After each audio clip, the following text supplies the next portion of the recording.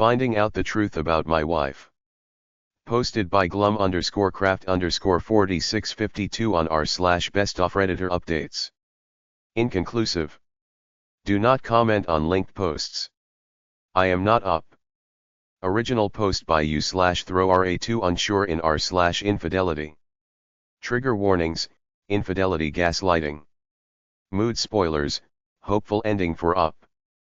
Finding out the truth about my wife. December 16, 2023. We spent 2 years together in college and got married the fall after we graduated. Spent 2 years exploring our relationship and finally got settled down and was ready to raise a family. She got off birth control and her libido took off, but it took 3 years for us to get pregnant, but we got a beautiful girl finally. After a couple of months, my wife got back on birth control and had a hard time with it. Her doctor switched her meds several times, but she had bad side effects with each one. We talked about it and were unsure if we wanted another child, and since it was easier for me to get a vasectomy reversed later if we decided to have more children, I had the operation. That was 3 years ago, and after coming off birth control my wife has felt better and sex has been worry-free since we can no longer get pregnant. We actually have sex more now than when we were in college. Then 3 weeks ago my wife was late for her period, which isn't that unusual for her. Then I noticed her breasts were a little tender and she started what seemed like signs of morning sickness. Now I know there have been cases of nature reversing vasectomies, so I went to the doctor and had my sperm count checked and the verdict was I'm still sterile, but I didn't tell my wife. My wife finally went to her doctor and confirmed she was pregnant, and so she had me go to my doctor to get tested. I didn't go right away because I was literally sick from the stress of the situation. I had all sorts of sick scenarios going through my head. In the end I got retested and I took my daughter in and had a DNA test done. I got both test results back today and got violently ill after reading them. Yes, I am sterile, and no, my daughter isn't mine.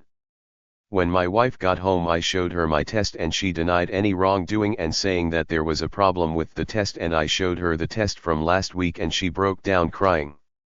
I finally got it out of her who she had slept with and that it only happened once and the condom must have failed. I made her tell me the story 3 times and each time I asked her if that was the whole truth and if there was anything else that she needed to tell me because another lie would mean we were through. She said that was the only time and she had never done anything like that before. I told her how much this hurt me and asked her how she could do this to our family and if it was worth it. I asked her if she wanted a divorce and she pleaded with me to forgive her and put this behind us. I said I couldn't raise someone else's child and asked her if she would be willing to terminate the pregnancy in order to stay together. She cried the rest of the night, but when we went to bed she said she would do whatever it took to save our marriage. I never brought up the DNA test. I will contact a lawyer next week to see what my options are about if I have to pay child support on our first child. If she had come clean about the father of our first child I could have swallowed my pride and tried to work to forgive her, but she thought she was in the clear and didn't need to confess to anything else. No telling what I'll never know. Lawyer update. My lawyer is awesome. She had me bring in a bunch of paperwork, bank statements, and my medical and DNA results and had me tell her my story. Her assistant sat in with us and took notes while my lawyer went through my documents. After I finished she asked a few questions and spelled out my options. I live in an at-fault state, which is good and bad. Good as in it gives us leverage, bad as it takes longer and much more expensive. In the case of the first child, if my wife agrees to sign the papers my liability for child support is an easy fix. If she doesn't agree then a court-ordered DNA test and a judgment from the court can remove me without my wife's consent. Either way, I will most likely not have to pay child support. One way is just more expensive than the other. Since my wife has a good job and earns close to what I do, she didn't think the judge would award her any alimony. And all of that plus dividing up property and other things can be negotiated before a judge gets involved. The bad news was due to the holidays they couldn't have the papers ready before Christmas, but definitely would before the end of the year. She advised me to say nothing until she got served. She gave me a list of things to do before and after Christmas before they served my wife. One thing they did point out was since we were actively trying to have a baby, there was a possibility that my wife didn't know that the child wasn't mine. My wife has an appointment with her OB tomorrow. Update, finding out the truth about my wife. Getting served, December 28, 2023. TLDR, after having a vasectomy after our first child, my wife got pregnant 4 years later.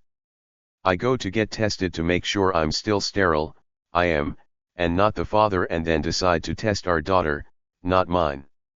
I had to wait till after Christmas to have her served.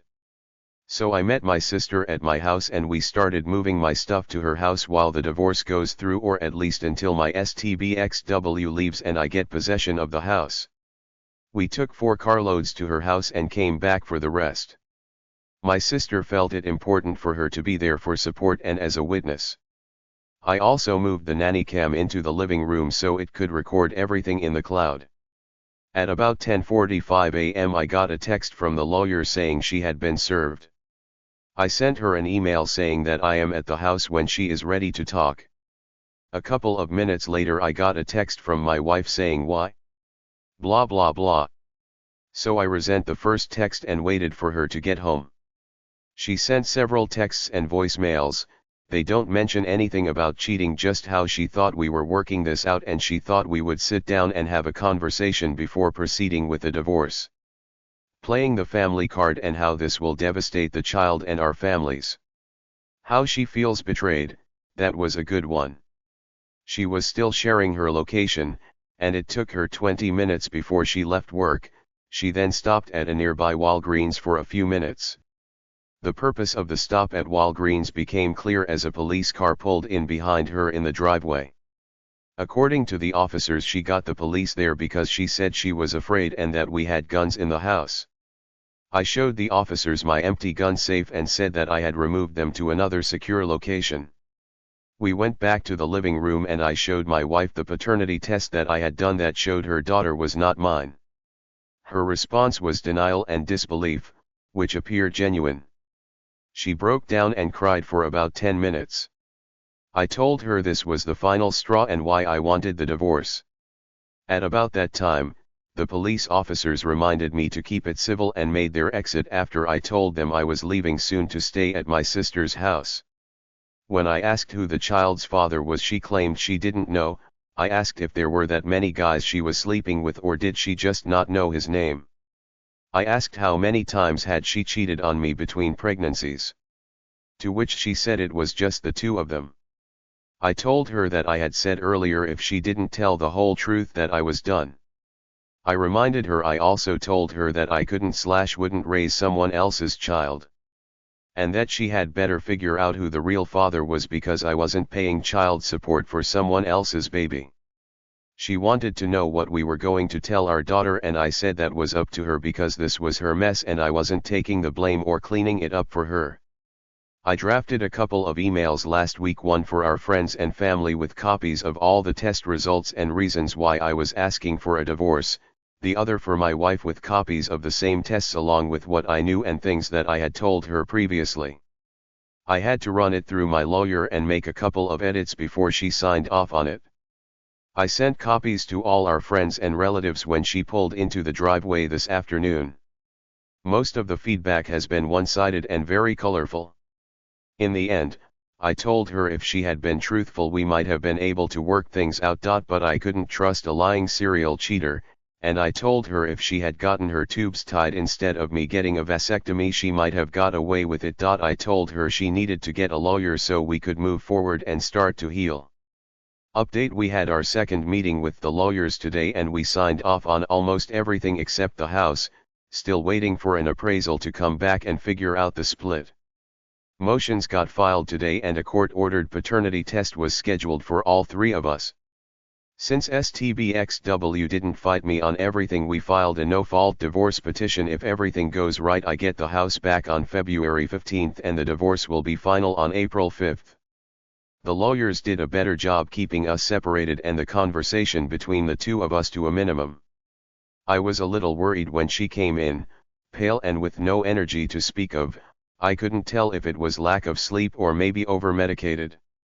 She just stared out the windows as the lawyers read everything to us before we signed some of the papers.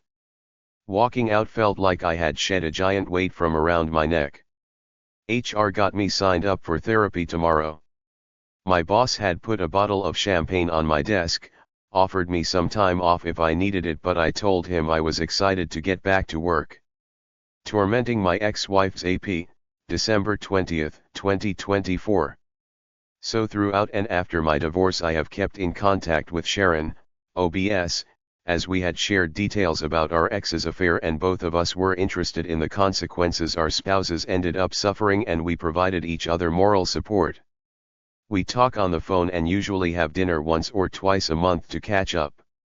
Last month, Sharon said that one of her friends was getting married and had invited her to the wedding. Her ex, Stan, was also invited as he was a friend of the groom. Her invitation had a +1 and she pitched the idea of me going with her, both as moral support and as a dig at her ex Stan. It was a weekend event and we would share a room with double beds, strictly platonic. The idea amused me, so I agreed. We flew in the day before the wedding and had dinner with several of Sharon's friends. I was introduced as her friend, no mention of our history and the divorce. We didn't run into Stan until right before the ceremony as they escorted us to the bride's side, while Stan was seated on the groom's side. Needless to say, he was less than pleased and kept looking over at us, something Sharon was well aware of. At the reception we were seated with some of Sharon's friends from the night before and we picked up where we left off and everyone was quite engaged. Stan was seated at a table across the room from us but in clear view. We danced quite a bit together and probably drank more than we should. There was a brief confrontation with Stan and Sharon, but her friends diffused it quickly and spirited Sharon away. At the hotel after the reception we had drinks with 2 other couples. Several comments about Stan shooting daggers at us all night and a few about how cute a couple we made and questions about if we were serious or not. We laughed it off and said we were just friends. I had to support Sharon on the way to the room and had my arm around her. On the cramped elevator ride we were standing quite close. When we got to the room there was a tense moment and we kissed. Good judgment lost out to the alcohol and we ended up sleeping together. Next morning we never spoke much about the elephant in the room as we rushed to catch our flight home. We did run into Stan as we were checking out and he made a snide remark and walked off. Once we were on the plane we talked about what happened, that neither of us were sorry but questioned the wisdom of the timing. We both agreed we each needed some time to process what happened and agreed to have dinner next week and talk about it then. I know neither of us has tried to date since our divorce. I haven't been in the right headspace to even flirt, much less date. I have a session already scheduled with my therapist where I will bring this up. But we did have a great weekend at the wedding.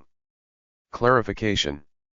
The third update seems to jump around too much and lacks important information.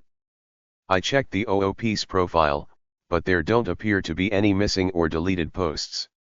Many users have also commented on the original post about experiencing the same issue with the OOP.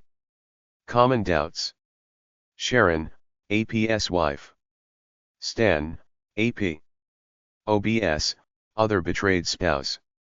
For the rest of the acronyms please refer to the below. Standard acronyms.